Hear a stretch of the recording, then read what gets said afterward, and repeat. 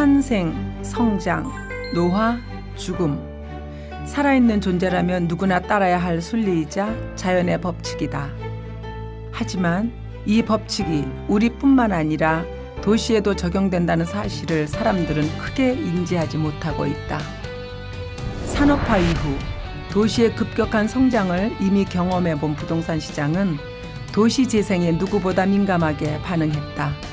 물론 유동인구가 많아지고 상권이 발달하여 땅값과 임대료가 상승하는 건 자연스러운 현상이지만 그 상승폭이 비정상적으로 가파른 양상을 보이는 것이 문제였다. 서울 홍대 앞.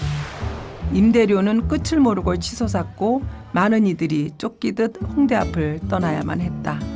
몇 년 전에 맥주집을 운영했었습니다. 월세를 한 40% 정도를 갑자기 올려달라는 요구를 받았고요. 같이 장사하던 분들도 마찬가지로 결국엔 가게 문을 닫으셨고 그 자리들은 지금 공실로 비어 있더라고요. 대형 프랜차이즈 기업들 정도만. 홍대 앞뿐만이 아니다.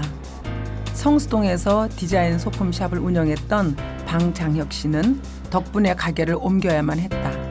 3배에서 4배의 부분을 감당하기는 어려운 부분이고요. 저희는 그렇기 때문에 뜨는 동네임에도 불구하고 이곳을 떠야 하는 그런 상황이 되었습니다. 동네에 특색이 생겨 사람들이 모여든다. 사람들이 모이면 대규모 투기 자본이 들어와 임대료가 급상승한다. 동네를 가꾼 문화예술가와 원래 주민들이 밀려난다. 지역은 정체성을 잃고 상권은 쇠퇴한다. 마치 공식처럼 이어지는 이 같은 현상을 일컬어 젠트리피케이션이라 부른다. 최근 인기 있는 국내 여행지로 손꼽히는 전주도 마찬가지다. 시에서 조성한 한옥마을이 도시재생의 대표적 성공 사례로 주목받았지만 유명세를 얻자 임대료도 덩달아 치솟았고 처음 한옥마을을 함께 만들었던 상인들은 점차 설 자리를 잃어가고 있다. 젠트리피케이션의 피해자는 상인들만이 아니다. 오랜 세월 동네를 지키고 살아온 주민들이 하루아침에 삶의 터전을 잃기도 한다. 서울에서 가장 성공한 마을 공동체로 불리는 마포 성미산 마을. 이웃이 함께 아이들을 돌보고 서로의 취미를 공유하고 마을의 크고 작은 일을 의논하는 모습은 많은 이들의 관심을 불러일으켰다. 하지만 언론의 주목은 어김없이 임대료 상승으로 이어졌다.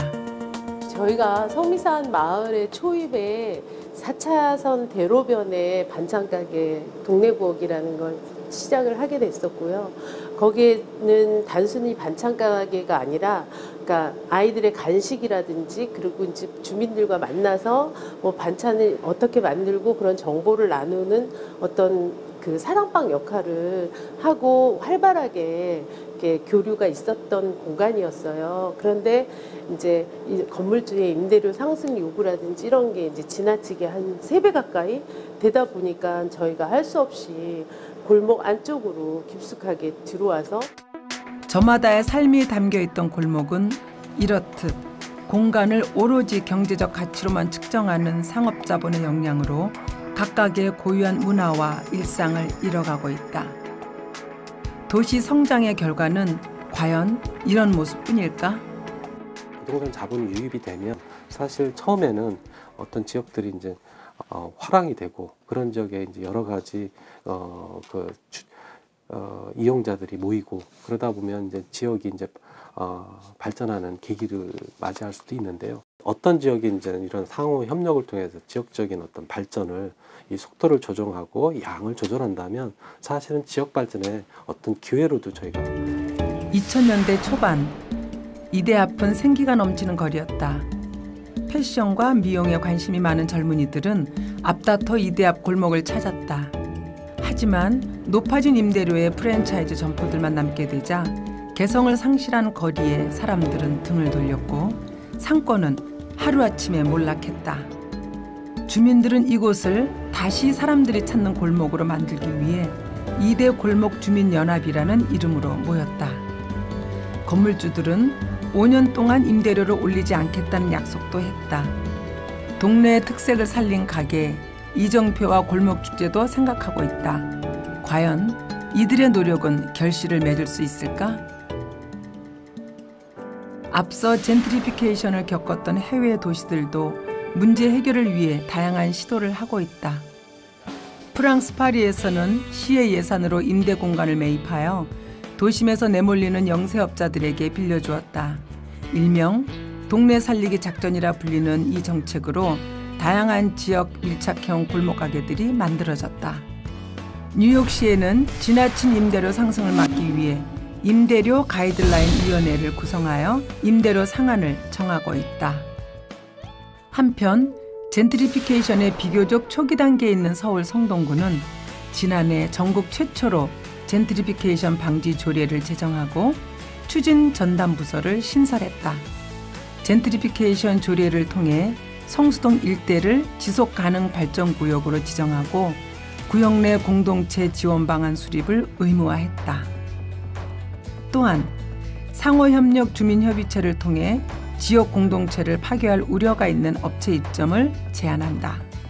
그리고 쫓겨나는 상인을 위한 안심상가를 조성하고 사회적 약자인 임차인을 보호하기 위한 마을 변호사와 세무사로 구성된 전담 법률 지원단도 운영한다.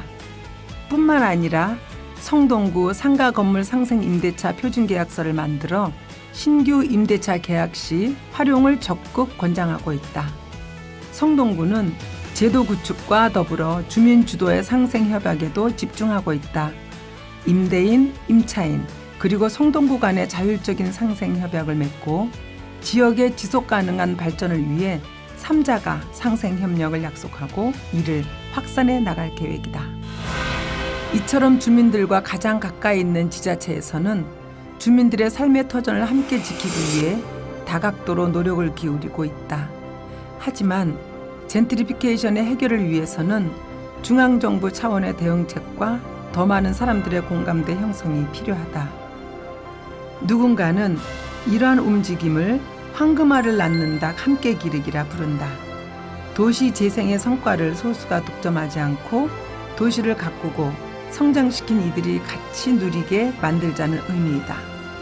우리는 지금 황금알을 낳는 암탉의 배를 가를 것인지 아니면 함께 성장시킬 것인지에 대한 근본적인 고민이 필요한 시점에 와 있다.